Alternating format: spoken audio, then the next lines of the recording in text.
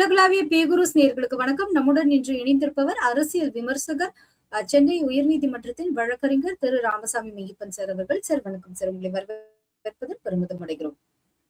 பாரத மண்ணுக்கும் தமிழ் மக்களுக்கும் முதற்கண் வணக்கம். சார், இன்று நிபந்தனை ஒரு முன்ஜாமீன் மனு கேட்டு முன்னாள் அமைச்சர் திரு செந்தில் பாலாஜியும் அவருடைய தம்பி அசோக் குமாரும் இன்றைக்கு உயர்நீதிமன்றத்தின் கதவை தட்டி இருக்காங்க. அவங்களுக்கான ஜாமீனும் வழங்கப்பட்டிருக்கு. இதை நீங்க எப்படி பாக்குறீங்க?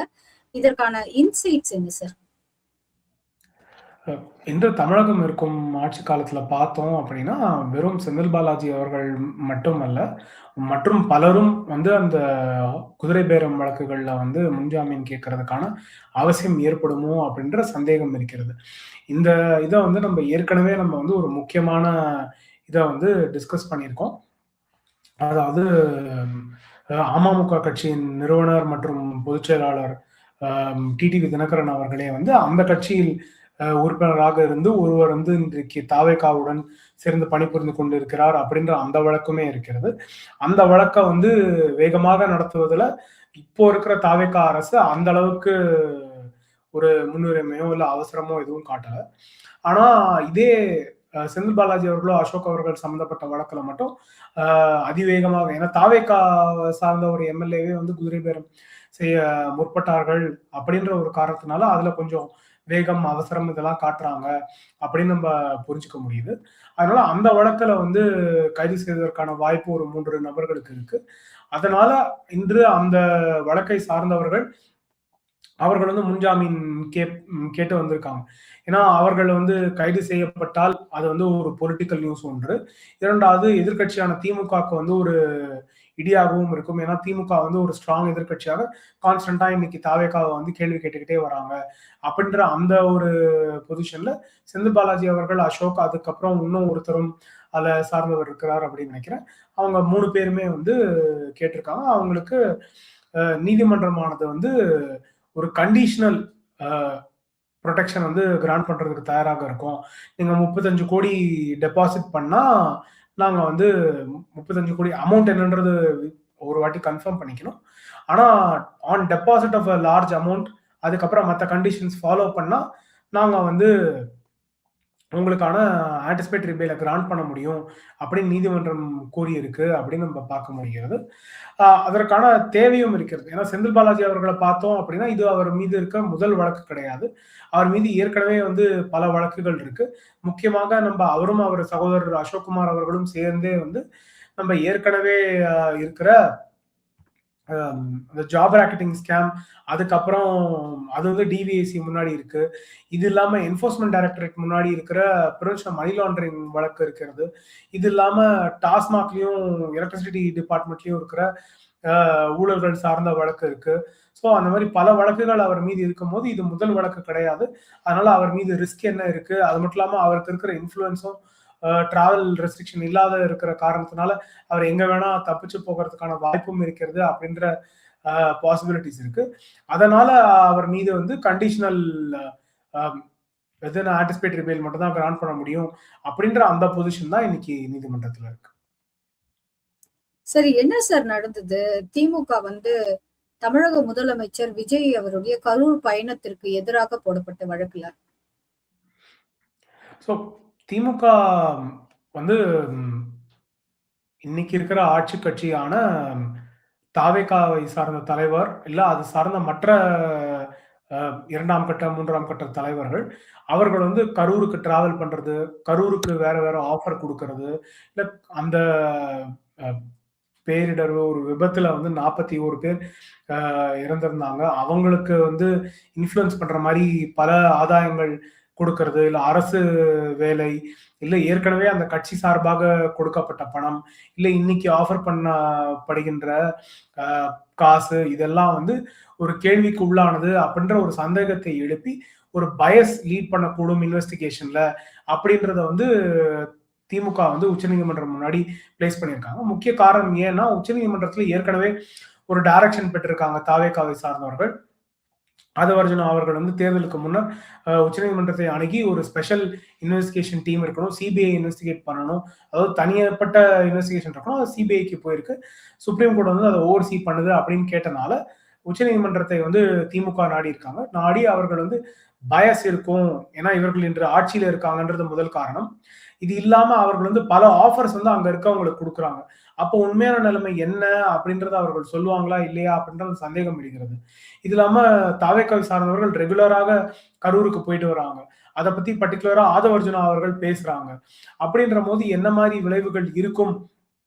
அப்படின்ற மாரி கேள்விகள்லாம் இருக்கு. அதனால அந்த கேள்விய வந்து நீதிமன்றத்துக்கு முன்னாடி வச்சிருக்காங்க.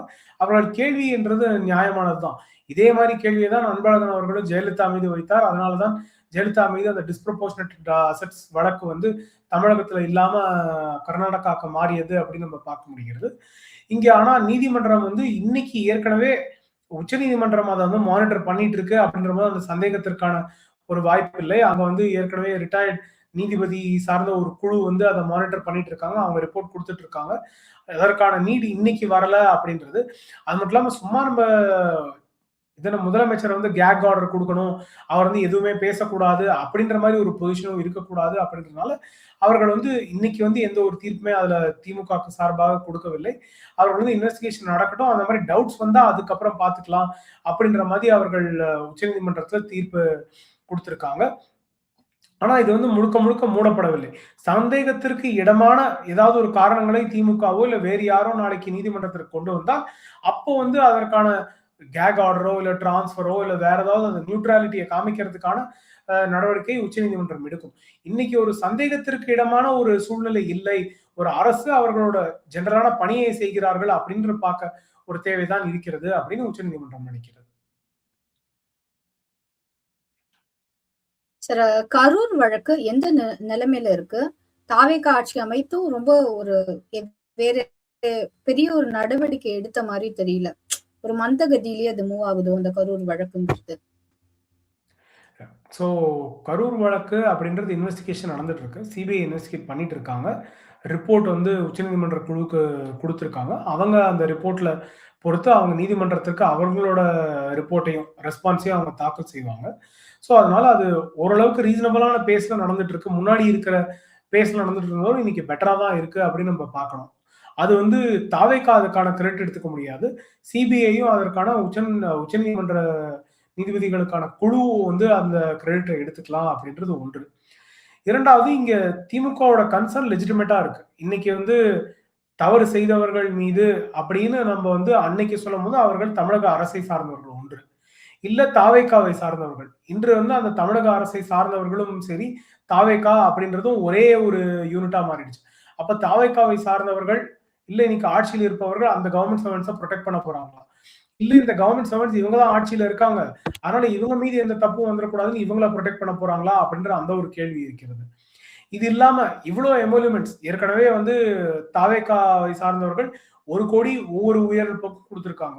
இது இல்லாம இன்னைக்கு கவர்ன்மெண்ட் வொர்க்க ப்ராமிஸ் பண்ணியிருக்காங்க. பல ப்ராமிசஸ் வந்து கரூர் வழக்குல கொடுக்கப்பட்டிருக்கு. ஆனா இதே மாரி மற்ற இடங்கள்ல விபத்துகள் ஏற்பட்டா, அது அரசியல் சார்ந்தோ, அரசியல் சாராமலோ, அங்க வந்து அப்ப என்ன காம்பன்சேஷன் கொடுக்கப்படுகிறது? எல்லாரையுமே ஈக்குவலா தானே ட்ரீட் பண்ணணும். இங்க மட்டும் ஏன் நீங்க அந்த மாரி எக்ஸ்ட்ராவா நீங்க ஆஃபர் பண்றீங்க? அப்படின்னா உங்களுக்கு ஏதோ ஒரு பயம் இருக்கா? இங்க சந்தேகத்திற்கு காரணங்கள் இருக்கா? அப்படின்றது கேள்விகள்லாம் வருகின்றது. அந்த ஒரு டவுட்ட திமுகவை சார்ந்தவர்கள் வந்து உச்சநீதிமன்றத்தை நாடி இருக்கிறார்கள். அந்த கேள்விகளுக்கான பதிலை வந்து தாவேக்காவினர் கொடுக்க வேண்டும். இந்த ஆட்சி கொடுக்க வேண்டும். அவர்கள் நேர்மையான முறையில் தான் நடக்கிறார்கள். எங்க வந்து ஒரு பிரச்சனை நடந்தாலும், விபத்து நடந்தாலும், அங்க வந்து அவங்க கரஸ்பாண்டிங்கா அதே காம்பன்சேஷன குடுப்பாங்க. அங்க நியூட்ராலிட்டிய காமிப்பாங்க அப்படின்னு நம்ம பார்க்க வேண்டிய தேவை இருக்கிறது. ஆனா அந்த நியூட்ராலிட்டி இல்லாம நான் அந்த நியூட்ராலிட்டி கொஸ்டின் பண்றது தான் ஏற்கனவே நான் சொன்னேன். அப்போ தாவேக்கா மீது கேள்வி எழுக்கப்பட்டிருக்கிறது. எடப்பாடியார் வந்து ஸ்பீக்கருக்கு கம்ப்ளைண்ட் குடுத்திருக்காரு. இது இல்லாம டிடிவி தினகரன் அவர்கள் அவர் அமமுக சார்ந்து அவர் வந்து கம்ப்ளைண்ட் கவர்னர்ட்டையும் கொடுத்திருக்காரு, போலீஸ்டையும் கொடுத்திருக்காரு. அந்த கம்ப்ளைண்ட் ஏன் இன்னைக்கு வரைக்கும் வேகமா நடக்கல? ஏன் அந்த அமைச்சர் கிடையாது. ஆனா எம்எல்ஏ அவர்கள் இன்னும் என்கொயர் பண்ணப்படல. மற்றவர்கள் என்கொயர் பண்ணப்படல. இதற்காக இருட்டுல ஒரு கார்ல உட்கார்ந்துகிட்டு கையில எழுதி ஒரு லெட்டர் குடுத்தாங்க. அப்படின்ற அந்த கேள்விகள்லாம் இருக்கு. அப்ப ஏன் என்கொயரி வந்து ஒரு சார்பா மட்டும் நடக்குது அப்படின்ற அந்த டவுட் இன்னைக்கும் இருக்கிறது. அந்த டவுட் இல்லாம நாங்க நியூட்ரலா தான் இருக்கோம்னு நிரூபிக்க வேண்டிய அவசியம் அரசுக்கும், தாவேக்கா அரசுக்கு இருக்கிறது. ஆனா நியூட்ரலா நடக்கிறோம், எல்லாரையுமே பனிஷ் பண்ணுவோம் அப்படின்றதுக்கான அடுத்த ஃபார்வர்ட் மூவ்மெண்ட்டையும் காமிக்க வேண்டிய அவசியம் இந்த தாவேக்காக்கு இருக்கு அப்படின்னு பார்க்கிறேன். சார், சட்டத்துறை அமைச்சர் நிர்மல்குமார் அவர்கள் வந்து சொல்றாரு, இப்போதைக்கு அரசு வழக்கறிஞர்கள்லாம் நியமிச்சிருக்கோம். அது வெறும் தற்காலிகமானதுதான். இந்த சரியா செய்யல அப்படின்னா, கண்டிப்பா 6 மாசத்துக்கு அப்புறம் நாங்க மாத்திருவோம்னு சொல்றாரு. இன்னொரு பக்கம் அரசு வழக்கறிஞர்கள் நியமனத்துல முறைகேடு நடந்திருக்கு அப்படிங்கிற ஒரு குற்றச்சாட்டும் வைக்கப்படுது. இது 2யும் நீங்க எப்படி பார்க்குறீங்க?